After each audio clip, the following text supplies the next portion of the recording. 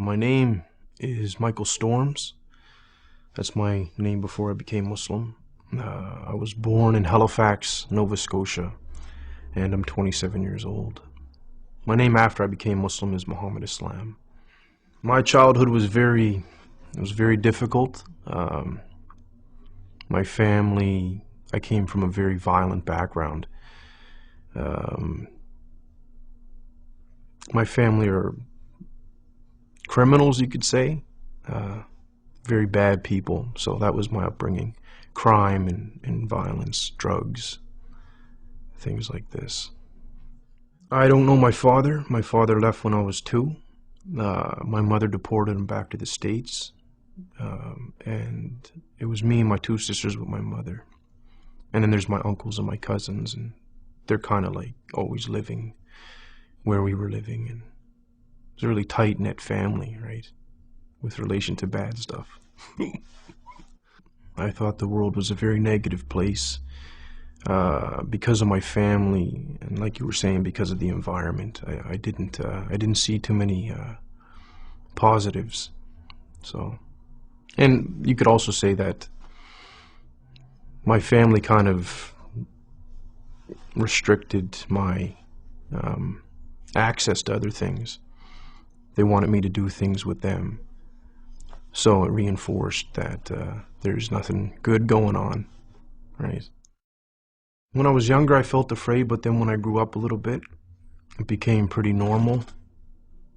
And so the people in my family I wasn't afraid of anymore. I was part of the team. But initially, yeah, because when you're young, you're pure, right?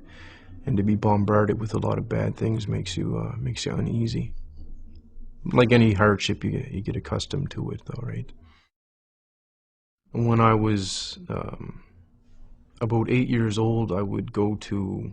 This was very rare. This is when before I started doing other things for money. I would go to a bakery called Paradise Bakery, right? And I would wash dishes for hours on end, but I was too young to be paid money, so what Norris would do is he would pay me in food, some bread and jam and dates and little sweets and stuff like this. And I would go home and feed my 2 sisters that because my mother would be off doing some other crime, or she'd be in jail or something like this, right? Or I'd be out all night collecting recyclables so I can come home and feed my sisters in the morning. When you see that you haven't eaten for a couple days, and there's nothing, so you have to try to do something to feed yourself and feed your family, right? So my other family wouldn't really take care of us. I started my little career when I was 14, you could say, and I was never close enough with too many people to say that I had friends that I could call on. I never really trusted anybody. And school wasn't for me. I never finished school. I didn't have time for it. It didn't appeal as much as what I was doing appealed at the time. I would rob, steal a lot of things, and assault people, things like that. I was never alone, but I felt lonely, right? So I felt like there was like a void, something missing. I don't even like recalling the past, but it's okay for the interview, right? So a lot of the crimes that I would do just for the sake of wanting to do it, boredom. The payoff was like a bonus, but if I wanted, like, for example, steal a car because I didn't want to walk somewhere, I would just take somebody's car. When I was young, I lost all concern for people's feelings and whatnot. The way that I grew up, I felt no one's concerned for my feelings, so if I hurt somebody, I don't care about what they think or feel, or, I didn't care at the time at all.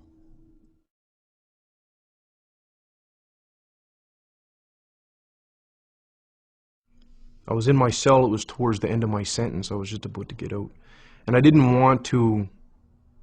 I wanted to do something else. I didn't want to continue being bad, you could say.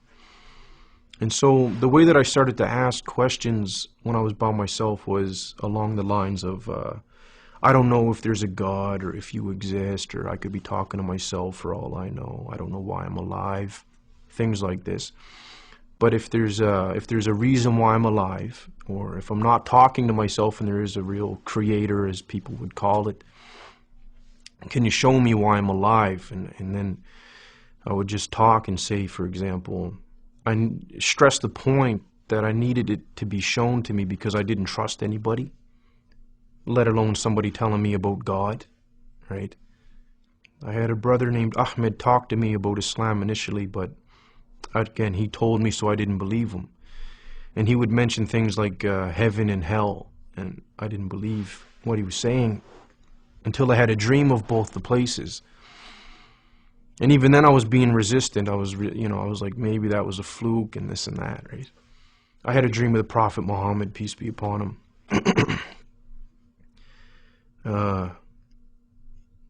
So things happened to me when I was awake and when I was asleep. And a lot of it happened to me in a very small amount of time. As soon as Ahmed started talking to me about Islam, I didn't believe him. Allah already knew that I wouldn't believe him, but that was like Islam, Muhammad, Allah, and it's like whatever. And then these things started happening. And then I recalled what I asked for when I was in jail, for things to happen to me, so I can't deny it, right? It was very, very difficult.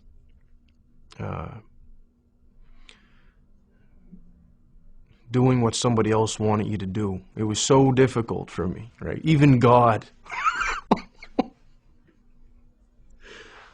I struggle with it even today. It was very, very, very difficult. And I went to the masjid and I sat down and actually I sat down I was on my knees and just sitting back like people do when they're finished for the prayer. And I just started crying, right? And I was crying and crying and crying and crying and crying and drooling. I couldn't control myself, right? So it was like 20 years of betrayal and stress, violence and anger and all these things built up, and then it's like Allah allowed me to just get rid of it all. And I cried for a very, very, very, very, very long time, right? And I couldn't move, right? I was just crying. And then I remember saying at the end of it, all right, I'll try to do, what you want me to do. I am most pleased that I pray. Yeah, it's important, very, very important. A feeling of safety from Allah and from His punishment, you could say. That's what I get out of it, like a calmness and that I'm all right for right now until the next prayer comes in, or until tomorrow. My future, I see it as positive in the dunya because it's going to be controlled and very simple, and that's why that's my positive future here. Very simple lifestyle. That's positive. Don't hurt nobody. Don't get hurt. Inshallah, if I get forgiven in the next life, that's what makes me feel really positive, right? If I get forgiven, it'll be great. Inshallah.